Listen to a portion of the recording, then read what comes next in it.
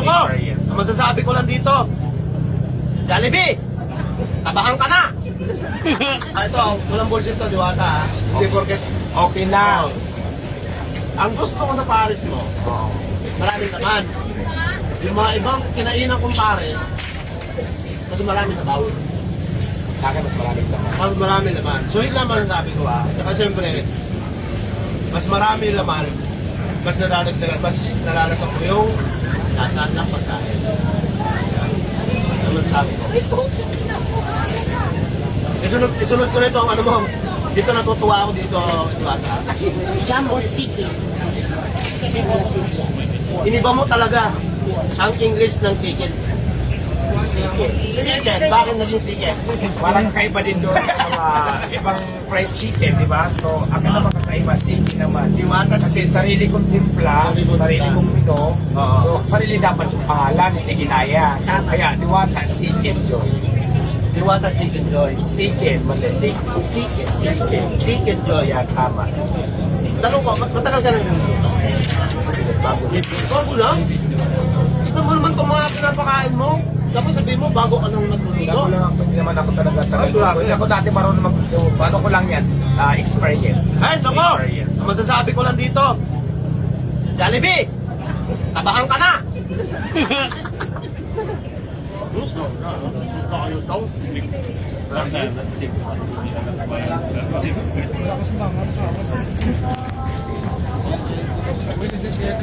Ano mo masasabi na pinagsasaw dito? It's up lang yung gamit namin yan. Wala pa akong, wala pa ako yung gravy. So, pero gagawa ako, inaano ko pa kung ano pa sus ang ipapasok ko. Bago lang din kasi yung ano ko na yan. Oo, pero magkakaroon ako dyan ng gravy din na gawa namin. Para may chicken joy. May soup ngayon, ang kapart na lang dyan muna is ketchup, pero nag-isip pa kung ano ba yung gravy ba or chocolate ang ikapartner ko dyan. So iniisip ko pa. Kailangan may sarili ka uling sasasawan yan.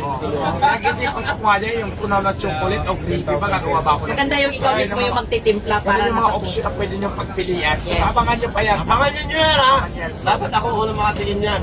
Sige yan. Why not? Ang chicken ni Diwata, Yun. wala na pong gravy. Dahil nalagay melted chocolate from Belgium. Ayan, ayan, nandiyan na po ang ketchup. Pero ngayon, ketchup muna. Ketchup. Ketchup, no? Chicken with ketchup. Tama. Ganon dapat ang mga banggit mo. Parang wala lang hangin, harangan yung kabit. Sarili lang. So may masayis natin kami ha. Apply mo na pay-pay. Kunin namin ng Kasama niya si Kulokoy. Okay, no? Ako, tanong ko, kanina ba ako tanong kay Diwata kayo? May tanong kayo sa akin? Yes. Wag lang pong context ko, ha? Sir, may nagtanong pwede ka ba daw unahan pag-upload? Ha? May nagtanong pwede ka ba daw unahan pag-upload ng ibang vlogger dito? Ano yan? Ano yan? May Unahan. nagtatanong kung pwede ka ba daw mas uunahan nilang i-upload kaysa sa iyo. Sa akin? Oo. Kahit next year ko pa i-upload to, okay lang. So, pwede sila mauna. Ay, sige. Okay, go guys. Pwede kayong mag-upload na muna. Gaano kasarap? Hindi ah. Ayun. Nadagdagan ko lang. Yes. Alam mo kung bakit sabi ko, kahit na mauna na kayo, wala akong pakailangan. Ang importante lang kasi sa akin dito, kaya rin ako nagpa-vlog. Kasi this is history. Diba? Kaya kailangan dapat meron ako ano yan. Meron ako pruweba na nakarating ako dito. Right. Yun! Yun ang pinaka-importante. Oo, hindi pwedeng sabi-sabi lang. It's not about, i-upload ko to dahil Diwata. Hindi, gusto ko lang na meron akong sarili. Na nakasama ko ang nag-iisang Diwata. Kaya, Kaya idol kita, idol eh. Idol na idol yan kasi Kaya pag-start ng sasakyan namin, yung sa akin naka-upload na. Joke lang. Hindi lang. Gaano? Bossing tanong lang, since nandoon ka na sa Batang Quiapo, then siya yung latest ngayon na bagong karakter na pumasok sa Batang Quiapo. Ano naman po ang masasabi nyo? Unang-una sa lahat, Derek Coco Martin, maraming salamat at binigyan mo ng role si Diwata dyan sa Batang Quiapo. Yes. Ibang-iba talaga itong si Derek Coco. Papares pa rin ako doon. Oo nga, napapanood ko kaya yun. Mabubuhay pa kaya sir yung karakter? Sino? Yung sa'yo? Sa akin? Ikaw pa naman nagtakin sa dibdib, mabubuhay ka. Malay mo sir, biglang maghimala, di ba? Normal, dito sa ulo pinari, sa di mo, mabubuhay lang. Malay mo, papabain ni San Pedro. Kasi, brada, ano ka po? De, gaano kasarap yung natikman mo kanina? Pati yung chicken. Ito nga pares, kagaya na sinabi ko kanina, masarap na, marami pang sahog.